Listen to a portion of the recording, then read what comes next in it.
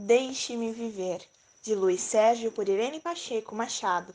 Fique agora com o capítulo 25, Laços Familiares Interrompidos. Despedimo-nos do pouso da Esperança e logo estávamos no plano físico visitando a casa espírita. Com prazer, revimos os queridos amigos, juntando-nos aos seus trabalhadores para prestar auxílio a vários desencarnados, principalmente por acidente. Os médicos João Vicente e José Murilo tudo faziam para amenizar as dores, e à medida que prestavam auxílio, muitos doentes eram encaminhados para os hospitais de Jesus na espiritualidade. Notei a quantidade de jovens e perguntei ao irmão João Vicente: o que está acontecendo? Por que os jovens estão desencarnando cedo? Os jovens estão suicidando-se por falta de elucidação evangélica. Os pais estão dando tudo para seus filhos, menos educação divina. E as crianças estão se afundando no materialismo, distanciando-se das coisas de Deus. No dia em que eles se conscientizarem de que a juventude passa rapidamente por nossas vidas, saberão plantar amor. Hoje a maioria dos homens, aliás, dos jovens, está plantando desespero. A AIDS, que aniquila o corpo e desespera a alma, prolifera-se velozmente, e quantos jovens, por míseras moedas, estão se prostituindo. O automóvel, que foi criado para o conforto do homem, tornou-se arma perigosa aos imprudentes. Ao entrar em um veículo, muitos perdem a noção do dever, que é respeitar o seu próximo. Correm sem disciplina, fazem manobras violentas e, diante disso tudo, ainda se julgam os tais. Um jovem cauteloso com as leis de Deus não abusa do seu direito de cidadão. Hoje, Luiz Sérgio, muitos jovens pensam que jamais irão envelhecer e, sem caráter, gastam o dinheiro dos pais e ainda os envergonham.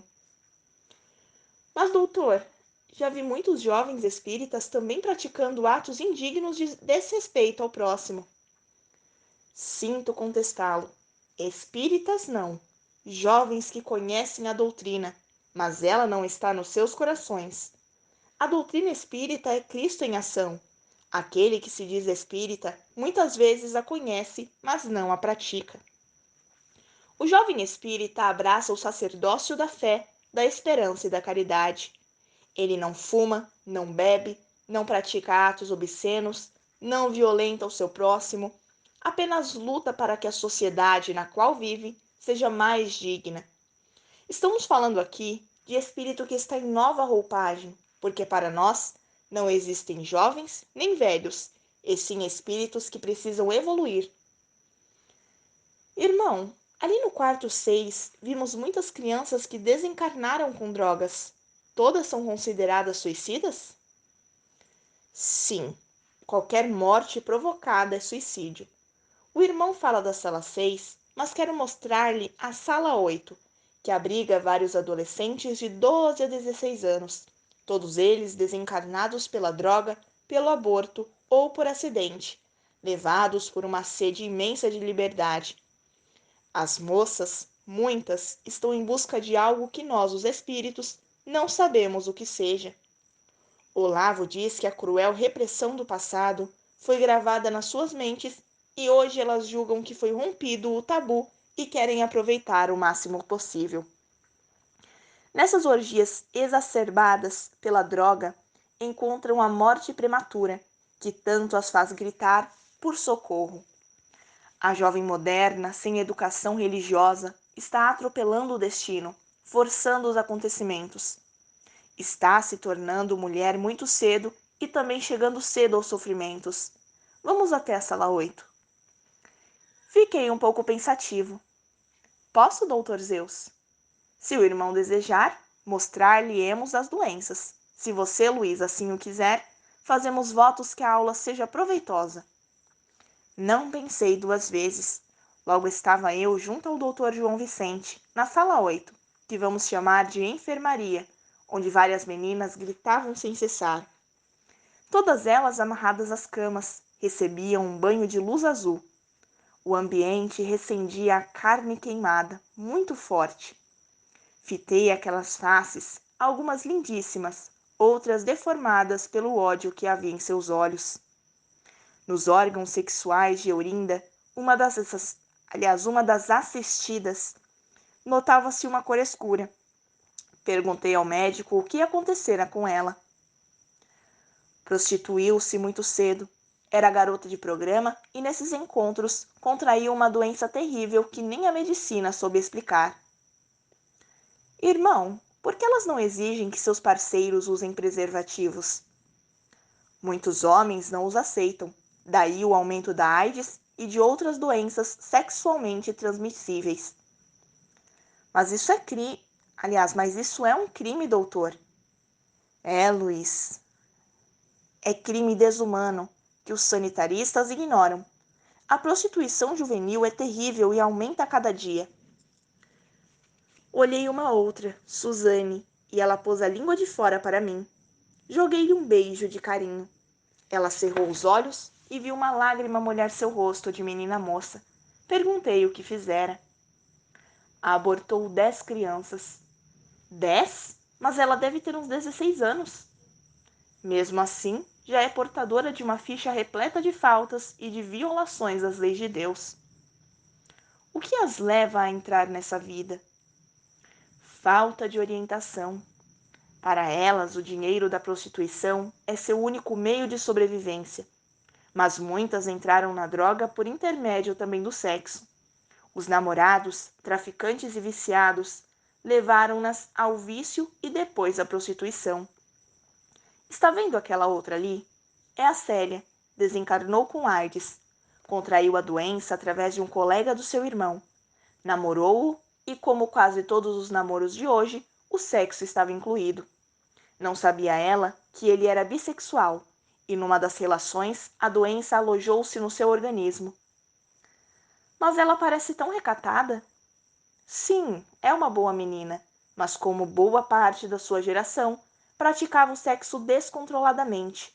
Ela também desejou entrar na onda de uma sociedade sem Deus. Sabe, doutor, os pais têm um pouco de culpa, não é mesmo? Temos a incumbência de curar, de amenizar, de encaminhar os doentes. Mas quem pode julgá-los são eles mesmos, e creio eu que cada um sofra por demais. Não é fácil sentir o apodrecimento do seu próprio corpo e o desespero na alma. Daqui para onde eles irão? Para os prontos socorros da espiritualidade, até serem transportados para algum dos inúmeros hospitais de Jesus. Ainda bem que os trevosos não os pegaram. O doutor João Vicente atendeu ao chamado de um dos médicos que prestavam assistência àqueles doentes, e gentilmente me agradeceu a companhia, dando por encerrada nossa conversa. Despedi-me.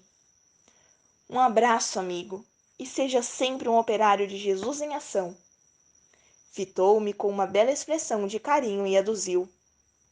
Seja também feliz, Luiz Sérgio.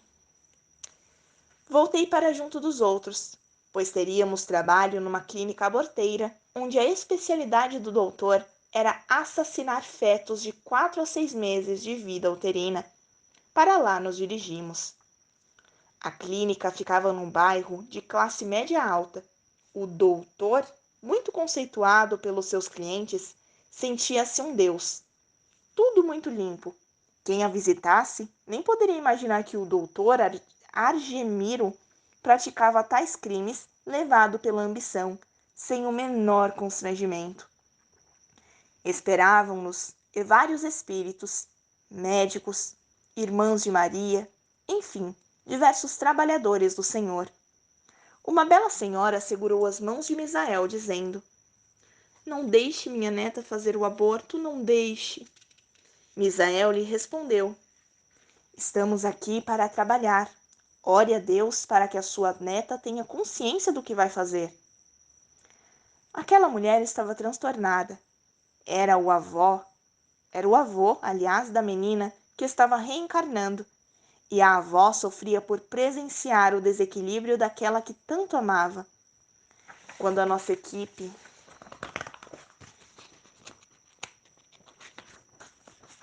Aliás, quando a nossa equipe entrou na sala cirúrgica, a neta da senhora já estava sendo preparada. Zeus fez de tudo para o médico desistir. Provocou-lhe tontura, ânsia de vômito, tremor nas mãos. Entretanto, sua ganância era bem maior e rapidamente foi feita a operação cesariana. Sim, meus amigos, cesariana. O feto ainda nasceu vivo, mexendo com os pezinhos. Mas ao invés de ser acolhido em incubadora, foi friamente assassinado por aqueles que ali estavam. Mesmo jogado fora, permanecia com vida. Nossos médicos tudo faziam para socorrê-lo, até poder retirá-lo do frágil corpo físico. O tempo que aquele feto se debateu em busca de oxigênio foi um dramático pedido de socorro. Aproximei-me de Isis e indaguei. Por que não o separa logo do corpo físico? Esperamos que ocorra um milagre, que alguém se arrependa. Mas nada. O médico já costurava o pequeno corte da cesariana, e a jovem logo estaria na onda da moda, pronta para mais uma gravidez. Que tranquilidade! Falou para a enfermeira um médico. Não sabia ele que no plano espiritual nós tentávamos conter a avó, que abraçada ao corpo da frágil criança gritava: Perdoe, querido, ela não sabia que era você. Perdoe. Mas o feto urrava de ódio. Logo presenciamos sua transformação, que se operou parcialmente, de uma frágil criança para um homem já idoso. Os médicos aguardavam, mas ele mal podia sustentar a cabeça de homem no corpo de um feto de 5 meses. Eu vou matá-la, disse Eusébio. Eu vou matá-la. A avó suplicava. Não, não, ela não quis você porque é muito jovem ainda. Tentou levantar-se, mas as pernas eram mínimas. Ele olhava a neta ainda sonolenta e gritava: Assassina! Assassina! Assassina! Kelly o adormeceu. Mas qual foi a nossa surpresa? A pacata vovó aproximou-se do médico aborteiro e disse com muita raiva: Você vai sofrer muito. Eu vingarei o meu velho. Você nunca mais terá paz. Eu não sabia se acalmava a senhora ou assistia à retirada do feto. Cheguei perto da avó e falei: Vamos embora. Eu gosto muito das vovós. Tenho a mais bela de todos. Não gostaria de vê-la sofrer. Venha comigo. Não, eu vou obsidiá-lo até ele não aguentar mais. Vou chamar todos os que ele fez sofrer e não lhe darei mais sossego. Não faça isso. Vamos passear lá fora. Falei, acariciando-lhe os cabelos. Ela aceitou meu carinho, mas ao passar pela neta gritou: Assassina, vai morrer seca e pobre, aliás, podre. A menina captou aquele desespero e começou a gritar. Viu como é fácil levá-los à loucura? Disse a avó. A consciência deles é o passaporte para que todas as suas vítimas venham obsidiá-lo. O ódio que tem no coração é morada para os espíritos vingativos. Mas você, vovó, não é um espírito vingativo. Tenho fé de que no seu coração o ódio não vai alojar-se. Ela me abraçou, soluçando. Leve-me embora para minha colônia. Quero esquecer que um dia eu tive uma família. Quero esquecer. Abracei-a. Antes lancei um olhar suplicante a Misael, indagando. O que faço? Misael sacudiu a cabeça em sinal de assentimento. Leve-a para a espiritualidade. E assim logo estávamos na Colônia das Rosas, onde a querida vovó foi recebida por irmã Stephanie. Querida, foste à terra mesmo sendo advertida das consequências. E agora, o que me dizes? Perdoa-me, irmã. Não tive equilíbrio suficiente para presenciar o ódio que fermenta no plano físico. Ao ver o meu velho sofrer, esqueci tudo o que aprendi e virei um bicho defendendo a cria e a família. Esqueci, irmã Stephanie, que todos somos irmãos e que a nossa família é a universal. Quero ir para a ala de tratamento. Virou-se para mim. Obrigada, Luiz Sérgio. Jamais o esquecerei. Estarei sempre orando por você, meu jovem, esperando que todos os seus sonhos se concretizem. Jamais vou esquecê-lo. Só lhe peço que não se esqueça de mim. Jamais, minha irmã, vou esquecê-la. E lhe prometo que tudo farei para que sua neta encontre o Cristo e se torne uma mulher digna, para novamente merecer a confiança de Deus e receber um filho, que dela necessitará para toda a vida. Em seu olhar transparecia a dor que lhe ia na alma. Ela parecia não acreditar nas minhas palavras, mas segurei a minha Bíblia e me despedi da colônia das rosas, levando junto a mim o perfume da esperança de que no amanhã as mulheres não mais serão vítimas de si mesmas, para levarem até a presença de alguns carniceiros o que carregam dentro de si, o tesouro da continuação das espécies, um filho, o filho da sua carne e do seu espírito. Alguém que Deus lhe ofertou para que os seus dias não fossem de tédio. Alguém que volta para completar o aprendizado da vida física. Alguém que o seu corpo de mulher abrigou em nome do Criador. Abençoada sejas tu, mulher, que lutas contra a fome, a doença, o abandono e inúmeras dificuldades para conceber um filho no teu ventre. És uma embaixatriz de Deus na terra e todos nós te louvamos agradecidos. Abriu o nosso livro querido e caiu esta bela passagem. Eclesiástico, capítulo 38, médico terrestre e celeste. Honra ao médico, porque é necessário, porque o Altíssimo é quem o criou, porque toda a medicina vem de Deus e receberá donativos do Rei. A ciência do médico exaltará a sua cabeça e será louvado na presença dos grandes. Que assim seja, graças a Deus.